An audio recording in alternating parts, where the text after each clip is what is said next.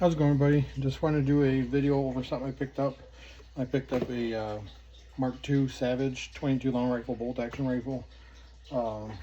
There's another model I was going to get that had a threaded barrel and a synthetic stock, but unfortunately they didn't have that version. It's kind of like their cheaper version. Usually they're in the 260, 280 range, somewhere around there. The Mark II series. And I think that those ones have like a 16.5-inch barrel. Kind of reminds me of like a SWAT's rifle, you know, something that a SWAT guy would use for his sniper rifle. But anyways, kind of wanted that one. Everybody that either had them, they didn't have the 22 long rifle version. I already have a 17 HMR bolt action rifle with a nice bull barrel, a nice Marlin. So I didn't need another 17. And I didn't want a 22 Magnum, which I think they had that also. So I have a suppressor now, so I have a Silencer Cold Sparrow 2 or 22. Even though it can do 17 HMR, again, I already have a 17 HMR. So I was wanting a 22 long rifle bolt action with a threaded barrel. So a local shop ended up having this particular version. Of course, it was more of a premium price, but I'm happy. It's a really, really beautiful looking gun. But anyways, all you get, since it is bolt action, you don't get much, just the box, your manual.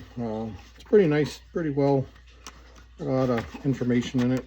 Even some targets if you want to cut them out and use the targets. But other than that, and then you get your cheap trigger lock. And then, I don't know if it came with it or the dealer threw it in there when I bought it and I didn't pay attention. But some earplugs, and then this thing, which is I guess a tool for the Accu trigger to adjust it. So other than that, that is basically all you get. You do get one 10-round magazine with it, and it does come with the little section of pick rail already attached on the gun. So when you put your scope on it, it comes with that already installed. So of course I already did some work to it. I haven't shot it yet, but so here it is. So comes with a thread protector, 1/2 by 28 threads. It is an 18-inch barrel on this particular version. Nice wood, laminated. A Savage logo down here. A little bit of a kind of like a palm swell. Kind of like angles up a little bit. A little wide on the bottom here. And then again, it does come with your one slotted pick rail that's attached, and then a 10-round magazine. Just has this metal tab here. You just kind of push back on it. Almost reminds me of an AK in a way. And then your single feed 10-rounder. Of course, your bolt action. It is clear, by the way. And of course, you got your safety. So you can see the red, and this is forward. It is ready to fire. And the trigger pull is actually really nice. And then if you push it back and you don't see the red and it has an S, then you're unsafe. So all the way to the back is safe, and then forward is fire. Then again, coming down the semi-pistol grip, you got some more little design here. It doesn't have any real grip to it. It's fairly smooth. The same with all this design. Doesn't have any, it looks like it might have some like grip to it, but it really doesn't. And then here's the rest of the stock here. So really nice wood on it. Then it has this cut out, and it's on both sides like this. And then just a plastic butt pad here. It does come with studs on it already for a sling. So I did buy a cheap sling from Walmart. This is the one, if you're interested. It has a little bit of rubber to it. Pretty nice thing for the money. It was like 12, 13 bucks. So that's the one I got. But so yeah, so it does have the Accu trigger, so you can adjust it and do it the way you want. It's actually really nice out of the box. The scope rings I ended up getting, I went to a local Cabela's. It's these ones right here. They're made in USA. They're made out of steel. It's a 1-inch for 1-inch tube scopes in a medium height, and that puts my scope like absolutely perfectly, which is just a budget Vortex copperhead. It's a 4x12 by 44. So it's actually pretty clear for the money.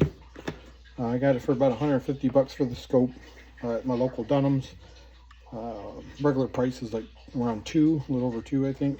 So I think it's a pretty decent deal. And of course comes with your cheap little scope covers. So I got that all mounted in with the new scope rings, and you can see it fits really perfectly. Nice gap, and then just a little bit of gap here under the barrel. So not too bad. You know, I'm trying to get it as low as possible to the barrel without it actually touching the barrel. And when I shoulder it, it's pretty good. I like it. So the other rings I had, they were too high, and it was really far away from the barrel. So that affects when you go to sight it in. You really have to drop that down to compensate the height of the higher rings. So that's why you always want to go as low as you can to the barrel. So I think it works perfect for 150, 180 yard gun, 200 yards max. I think this is going to be a fine setup for me. I'm not shooting that far. It's just more for having fun with, and some budget plinking, long distance marksman if you want to. Not really long distance, but you know what I mean. And then something that I can put my suppressor on. It's gonna be a nice little package, I think. Pretty fun to shoot, I believe. So yeah, I just got to break the barrel in. Once I get the barrel broken in, get it sighted in, and hopefully I can at least get it. You know, if I can get it tomorrow, at least at 100 yards, I'll be happy. And then when I get more time, I'll try to get it to 180 or so yards. But so anyways, some specs on it real quick. It is, like, again, 18-inch. I just wrote it down off their website because I was trying to quickly go through the manual and see what the specs are. I didn't really see anything, so this is strictly from their website. So 18-inch carbon steel barrel. It has the Boyd's Minimalist stock. So that's, you know, so Savage doesn't make this stock. Twist rate on the barrel is 1/16. The length of pull, they had minimum and maximum lengths, and they were both the same, so I didn't understand that, but it's, according to them, it's 13.75.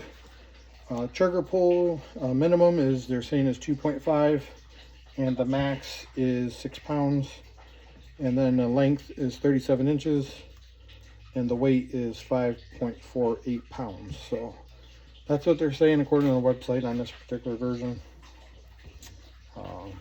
Obviously that's the weights minus the scope and everything. But so yeah, a really beautiful rifle, I think, for the money. Again, it was a premium over the other one, but it was either this or I was looking at the Ruger American, but those are a lot more money and harder to find. You know, these aren't American made, unfortunately. You know, I wish they were, but they're made in Canada, which, you know, I don't mind supporting our Canadian brothers up there and sisters.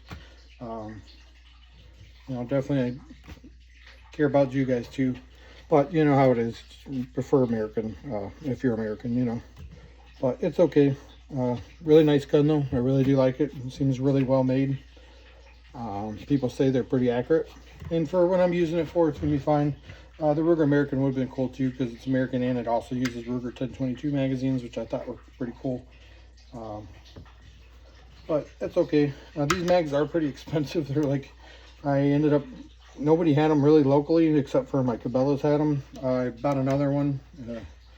It's still in the box though, but it was like $24 for this little guy. It's pretty crazy. So at least I got 2 for now. Maybe I'll get maybe 1 or 2 more down the road. I'm not going to go crazy and load up on them or nothing, but